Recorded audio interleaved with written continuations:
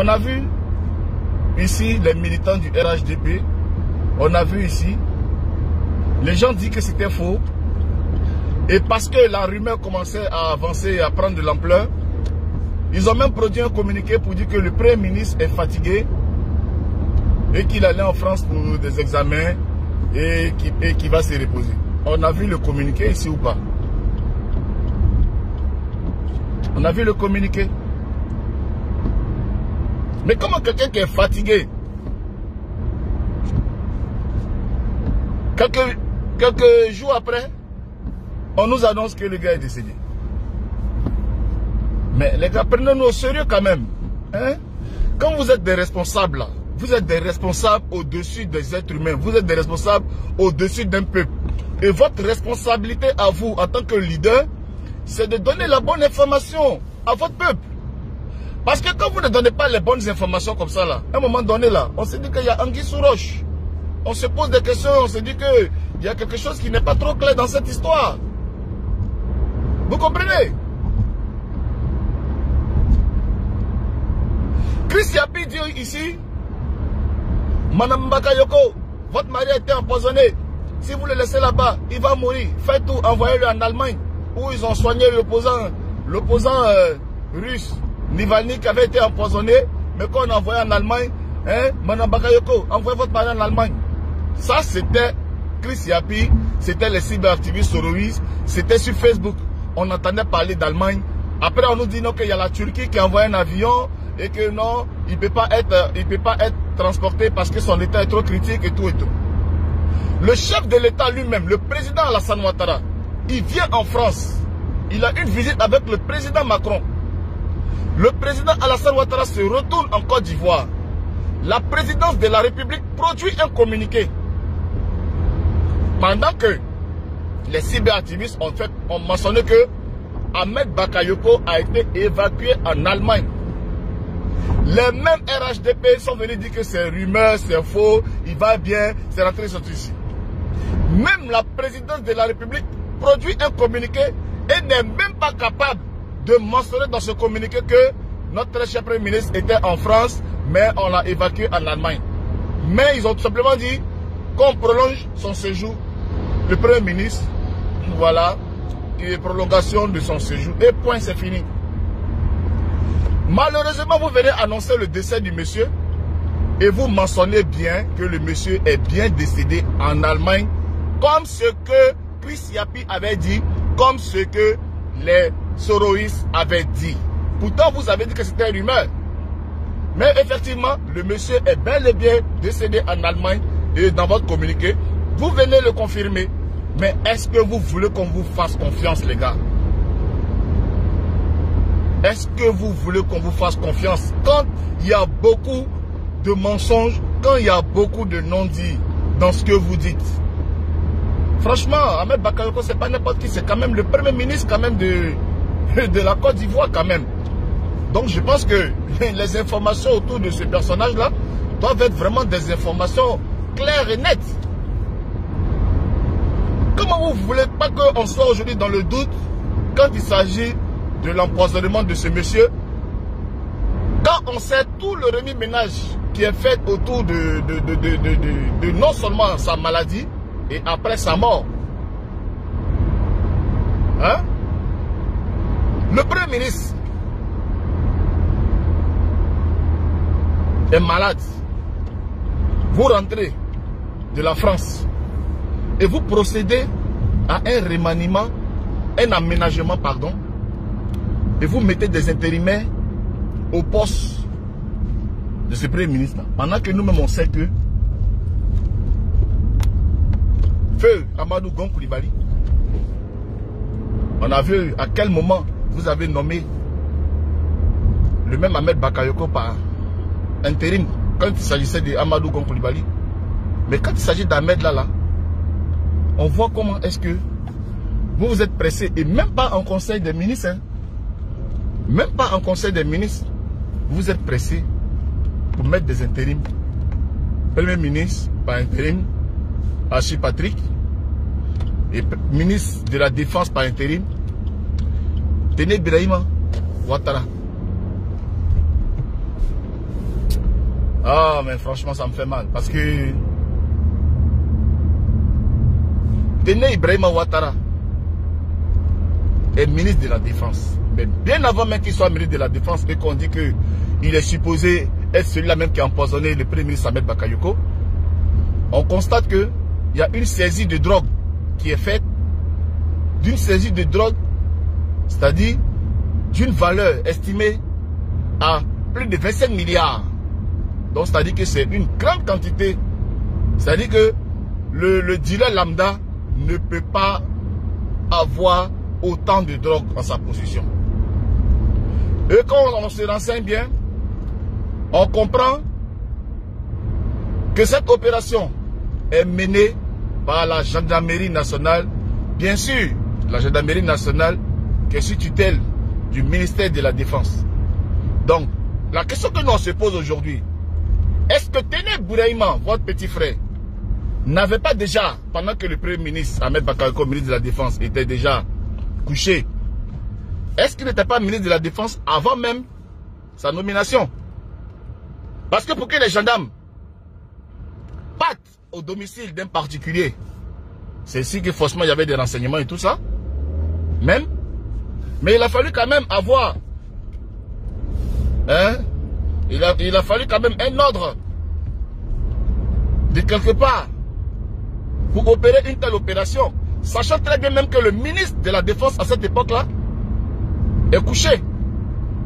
Alors, qui donne l'ordre à la gendarmerie de procéder à une telle opération qui mène chez un particulier à Angré et qui fait la saisine de drogue, environ 1 tonne de drogue estimée à 25 milliards. Et quelques semaines après, on apprend que Téné Ibrahima Ouattara est nommé ministre de la Défense. Sachant très bien même que la rumeur dit aussi que c'est cette même personne-là qui a empoisonné le Premier ministre. Écoutez, attendez, on n'a pas besoin de faire science pour coller tout ça quand même. On n'est pas aussi idiot aussi, mon ami. On n'est pas aussi idiot. Franchement, je ne sais pas si c'est une stratégie pour vous d'avoir éliminé 2 personnes emblématiques de votre système, notamment le Premier ministre, paix à son âme, Gon Coulibaly, et le Premier ministre Ahmed Bakayoko. Je dis bien, 2 personnes qui étaient vraiment dans votre système. Le Premier ministre, Gon Coulibaly, on savait que c'était le patriarche. C'était celui-là même qui était avec les anciens, les guides religieux, les chefs traditionnels et tout ça. Et Ahmed Bakayoko de l'autre côté, on savait que c'était lui qui était le papa de la jeunesse en Côte d'Ivoire. Donc c'est-à-dire que de l'autre côté, les anciens et tout ça, Gon Coulibaly gérait. De l'autre côté, Ahmed Bakayoko gérait la jeunesse. Votre pouvoir était consolidé. Maintenant, ces 2 personnes-là, je ne sais pas par quelle stratégie, par quelle magie vous faites disparaître ces 2 personnes-là. Mais à un moment donné, on peut bien se poser la question, mais c'est quoi le monsieur il compte? Mais ça aussi, quand on finit de se poser la question, on a la réponse. On a la réponse, monsieur Draman. On comprend que vous, monsieur Draman, vous avez mené un combat avec des personnes. Vous savez que vous êtes sur la fin. Parce que le 3e mandat, vous l'avez vraiment forcé. On pense que c'est votre dernier mandat. Et que vous voulez partir. Et après vous, personne ne va diriger. Personne ne va diriger. Donc vous êtes servi des gens. Pour vous venger. Pour obtenir ce que vous voulez. Parce que depuis longtemps, vous avez jalousé les fonctionnaires, les hauts cadres ivoiriens. Maintenant que vous êtes à la tête du pays et que vous voyez que votre fin est proche, que vous voyez que voilà, après ce mandat-là, c'est fini, ça va vous faire chier d'être dans votre retraite et de voir que un gars comme Amadou Gon Coulibaly, qui était votre sbire, qui était votre lèche-bot, devient président. Ça va vous faire chier. Ça va vous faire chier qu'un gars comme Ahmed Bakayoko, qui était votre sbire, qui était votre lèche-bot, devienne président. Ça va vous faire chier. Donc, pour vous, la solution pour ne pas avoir mal pendant que vous serez à votre retraite, de voir ces personnes qui étaient à vos petits soins devenir président, La seule réponse à ça, c'est de les éliminer. C'est tout. C'est tout. C'est tout. Moi, je ne suis pas dans ceux qui disent non, il va mettre son petit frère, mettre son fils, photocopie, il sera... N'appelez pas là, attendez là. Il va mettre photocopie là, tout ça. Moi, je ne suis pas pour ça. Photocopie, c'est son problème. Mais il va mener campagne. Il va mener campagne, on va voir. On ne peut pas l'empêcher d'être président. Mais moi, c'est la façon que le monsieur est en train d'éliminer ses compagnons. C'est ça qui me fait mal. Parce qu'on ne va pas me dire non que Ahmed était malade à tel point qu'on le voyait souffrir. On a vu ici Djibi Kofi ici. On a vu Djibi Kofi, il était malade, on le voyait. On voyait que le bonhomme souffrait jusqu'à ce qu'il décède. On a vu des gens malades ici. Mais Ahmed était en forme. Il était bien portant. Le papa des artistes. Vous comprenez? Aujourd'hui, les artistes de Côte d'Ivoire, vous devez pleurer. Parce que vous n'allez plus jamais avoir un gars comme ça. Un gars qui était prêt pour vous. Un gars qui avait la main sur le cœur. Voilà. Un gars qui avait la main sur le cœur pour les artistes de Côte d'Ivoire. Ahmed Bakayoko prenait son argent et puis il donnait au Burida. Pour rien comme ça. Demandez aux gens qui sont au Burida là. Parce que quand on était là-bas avec Tanti Oussou, on a déjà entendu ça.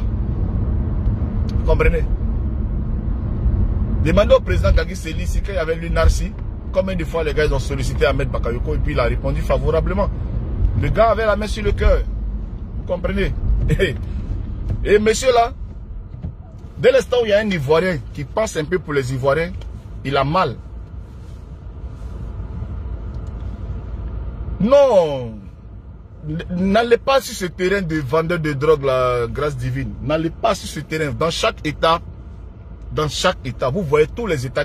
Les États là, c'est les affaires on fait.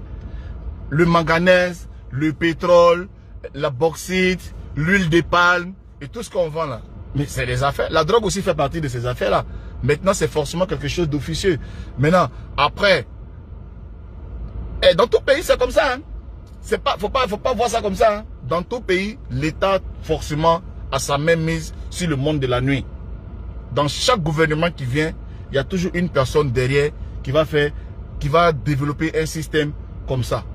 Autant de Gbagbo, il y avait un système comme ça. Même si c'est pas Gbagbo, ben, le truc était lié directement. Mais il y a toujours une chaîne dans un État où il y a toujours cette histoire de drogue ou bien de quoi que ce soit. Là. Voilà. Ça, ce n'est pas pour ça qu'on va en vouloir au monsieur. Parce que le monsieur lui-même, là, il mettait drogue sur son dos comme ça pour se promener de cours en cours pour les vendre. Non, non, non. Et puis, on va dire, ouais, il est un vendeur de drogue. Politiquement, c'est bas pour moi. Hein. Politiquement, c'est bas. Parce que tout qu'on fait, que tu sois ministre, que tu sois directeur, tu fais des affaires. Les États font des affaires. Voilà, les ambassadeurs que vous voyez là, voilà l'ambassadeur italien là, on dit non, il allait avec l'ONU, aller donner du riz ou des trucs. Mais après on s'est rendu compte qu'il était dans une mine. Vous voyez? Donc, les États font des affaires. La drogue est vraiment, la drogue est mauvaise. Moi je n'en prends pas. Mais il y a des gens qui prennent la drogue. Il y a des gens qui prennent si se sentent bien. Est-ce que ces personnes-là, ils ne font pas partie de la société? Alors, si on va stigmatiser quelqu'un parce que, ouais, cette personne est ceci, c'est là, Ahmed Kandja ou bien truc, mais voilà, c'est parce que le bonhomme, il a la main sur le cœur, il est ouvert et qu'aujourd'hui, les gens ont découvert peut-être ses business. Mais est-ce qu'il est le seul? Ceux qui vendent de l'or clandestinement, ceux qui vendent le diamant clandestinement, chacun a son réseau. Entre eux, là, chacun a son réseau. Il y en a qui vendent des terres clandestinement aux Italiens, aux Russes, ils vendent des... Voilà. Donc, on ne va pas incriminer quelqu'un juste pour ça. Ça, c'est trop faible. En politique, c'est trop faible, ça. La politique, là, c'est comment est-ce qu'on va mener le peuple à un bien-être social. C'est tout. Voilà. Tout ce qu'on est en train de faire, là, l'agent de la drogue, là, qui vendait, là, est-ce que ça servait aux Ivoiriens? Est-ce que Abobo a été transformé? Lui-même qui était l'enfant chéri du président, qui était aux côtés du président, là. Est-ce qu'il a travaillé comme il s'appelle, le gars de Koumassi, là, Bakongo? Bakongo, on a vu son travail. On a vu comment Koumassi a changé. Mais est-ce que vous savez où le financement, là, Bakongo le tirait? Un jour aussi, on va mener les enquêtes, on va savoir où Bakongo a eu l'argent comme ça pour transformer comment. Donc, chacun a son truc. Vous voyez un peu, non? Voilà. Donc, franchement, hommage à Ahmed Bakayoko, hommage au Premier ministre de Côte d'Ivoire. Malheureusement, tu payes cash la trahison de ton mentor.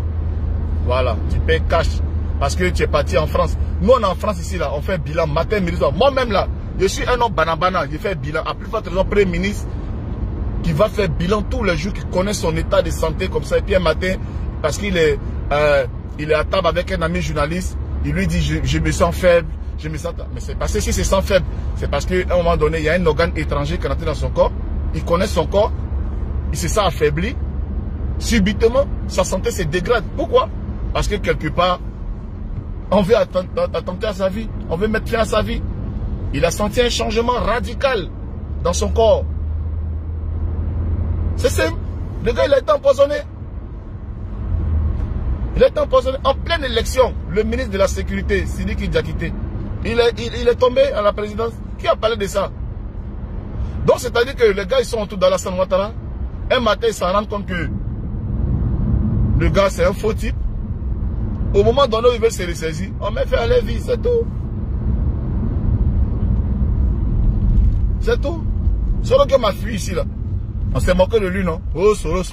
Ah, mais je préfère 10 000 fois un Soro Guillaume vivant qu'un Mbak mort. Voilà. Soro, il est venu ici.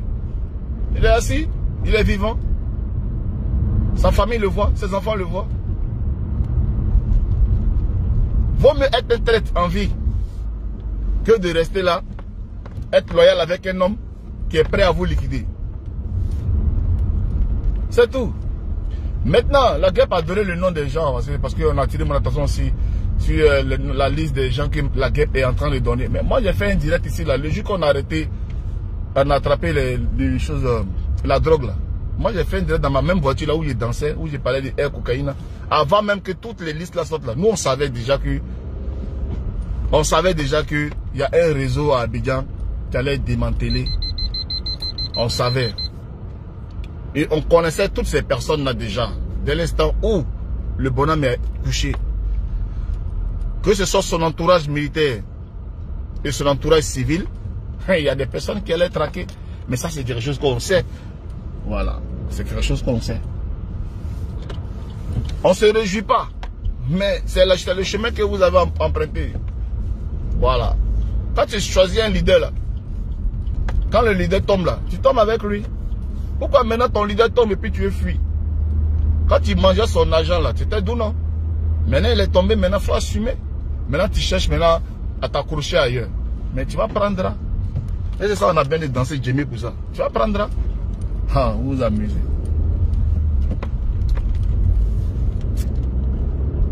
Tu vas prendre. Voilà. Donc, les amis, moi, ce que je veux vous dire, c'est que ça fait un moment que je n'étais pas sur les réseaux là. Aujourd'hui, je voulais vous faire un coucou en rendant hommage au Premier ministre Ahmed Bakayoko, paix à son âme. C'est triste. Le gars, il était tout. Ministre de la Défense, Premier ministre, maire, député, grand maître, franc-maçon, tout. Petit poison comme ça, il est mort. Non, la vie, ce n'est rien. Quand vous me voyez dans mes vidéos, je mange, je danse, je fais des trucs. Vous pensez que ça coule quoi? Mais c'est pas la vie n'est rien. Vaut mieux danser, vaut mieux vivre que de mourir lamentablement comme ça, se faire empoisonner bêtement. C'est des conneries ça. Un boss comme ça, un boss qui a la sécurité. Quand il sort comme ça, tu vois les cargos, les 4x4 remplis de militaires dedans. Voilà. Mais ces petits produits comme ça, ils ont mis dedans, c'est fini. Donc, le pouvoir là, c'est doux, hein. Mais quand tu es au pouvoir là, il faut penser au peuple. Voilà. Il faut penser au peuple. C'est très important. C'est le peuple là qui t'a mis là. Et quand tu es là, il faut penser au peuple. Aujourd'hui, là, nous on est là, on est en train de se battre là. Mais quand Soro va venir, quand Soro va penser au peuple, il va faire quoi? Maintenant, c'est maintenant. On est là, on vous dit non. Aidez Soro, aidez Soro. permettez à Soro de prendre le pouvoir pour que les Ivoiriens se sentent chez eux. Vous ne voulez pas. Vous voyez très bien que quand le gars était là, malgré qu'il était opposé à Gbagbo, il était premier ministre de Gbagbo, mais il était proche de la population. Il a été un très bon premier ministre avec Gbagbo. Après Gbagbo, là, Alassane Ouattara l'a reconduit. Il était très bon premier ministre avec Alassane Ouattara. Après ça, là, il allait à l'Assemblée nationale. On a tous vu son boulot à l'Assemblée nationale. Comment est-ce qu'il bossait? On a vu le gars à l'œuvre. Vous voyez quelqu'un comme ça, là, même parce que, comme on dit RHDP, moi, je ne comprends pas comment les gens ne sont pas objectifs. Ah, vous-même, vous n'avez pas vu Soro à l'œuvre qu'il était premier ministre? Est-ce qu'il n'était pas un bon premier ministre? Quel était l'Assemblée nationale? Est-ce qu'il n'était pas un bon président de l'Assemblée nationale? Est-ce qu'il ne l'était pas? Jugez quelqu'un sur ce qu'il est, sur ce qu'il fait. Jugez quelqu'un sur ses œuvres. Et vous savez très bien que si Soro devient président de la République en Côte d'Ivoire, tous ceux qui sont en prison, ils seront automatiquement libérés. C'est de ça qu'il s'agit. Vous savez qu'il va faire quoi eux? Le seul qui veut que les gens soient en prison, là, il s'appelle Alassane Ouattara. Le seul qui veut qu'on soit en exil, là, il s'appelle Alassane Ouattara. Maintenant vous êtes là, maintenant vous voyez que, ah les gars, Ouattao, qui pouvait imaginer 5 ans avant, ben 6 ans avant que un homme comme Ouattao pouvait mourir comme ça facilement? Qui pouvait imaginer ça? Qui pouvait imaginer ça? Que Gon Coulibaly allait mourir? Qui pouvait imaginer que Ambak allait mourir? Ambak, le bulldozer Ambak. Mais malheureusement, Ambak est mort. Ouattao est mort. Donc vous attendez qui encore? Il y a qui maintenant là-bas là? Il y a qui en Côte d'Ivoire? Quand on dit la Côte d'Ivoire, on dit Didier Drogba, Arafat, Assalfo, Ahmed Bakayoko. Les illustres personnalités qui font de nous la fierté pour qu'on soit ivoirien là. Ils sont plus là. Donc la Côte d'Ivoire sera abandonnée comme ça. Ambak, le demi-dieu. Le demi-dieu. On ne va plus jamais le voir dans notre vie. C'est fini à jamais. Et on croise les bras. Vous savez, moi, je suis d'accord avec Chris Yapi. Je suis d'accord avec Chris Yapi pour ses révélations, tout ça. Mais il y a quelque chose que souvent je déplore un peu pour Chris Yapi. Parce que j'ai l'impression que les révélations que Chris Yapi fait, là, ça, au lieu de nous donner la force de sortir pour aller dans la population, pour aller se battre, ça nous donne... On fait plus le combat là, sur Facebook, que de le faire dehors. Parce que quoi? On va dire, bon, Ambak est mort. On va venir commenter. Qui a dit il est mort? Oh, c'est faux. Oh, c'est rumeur. Oh, c'est buzz. Au lieu d'être dans la réalité, le combat reste sur Facebook. Et ce qui fait que, toi, tu es dans ta maison, tu es en train de commenter. Mais, le criminel, l'empoisonneur, il est toujours dehors, il est en train de continuer son travail. Donc, moi, c'est ce côté-là. Parce que j'ai l'impression que, à force de faire le combat sur Facebook, ça fait que le combat naturel, on ne le fait plus. Parce que l'énergie, là, on prend ça pour commenter. Ok, la politique, ça se fait dehors, ça se fait sur le terrain. Ça se fait pas sur Facebook. C'est un peu ça. Parce que la guerre va venir faire les révélations. Au lieu de sortir pour aller se battre, pour aller faire le combat dehors, on va rester là à commenter sur la guerre. Oh, pardon. Oh, la guerre, c'est faux. Oh, la guerre. Et puis, on reste sur Facebook. On se bat sur Facebook. Mais pourtant, on devait sortir. Là, la façon que Ahmed Bakayoko est mort, là, on devait sortir dans la rue. On devait, la présidence devait nous attendre. Parce que le gars, il a été tué. Il a été tué, les gars. Eux-mêmes, ils ont fait communiquer. Ils disent que le gars est fatigué. Il s'en pour un repos en France pour des examens. Et quelques jours, on dit qu'il est mort. Mais c'est vrai qu'il a été tué. Comment un repos peut tuer quelqu'un? Comment un repos peut tuer quelqu'un? Ambak. On n'a pas dit non, Touré Mamadou ou bien Bictogo. Ambak, le bulldozer. C'est lui qui est mort cadeau comme ça. C'est lui qui est mort cadeau comme ça.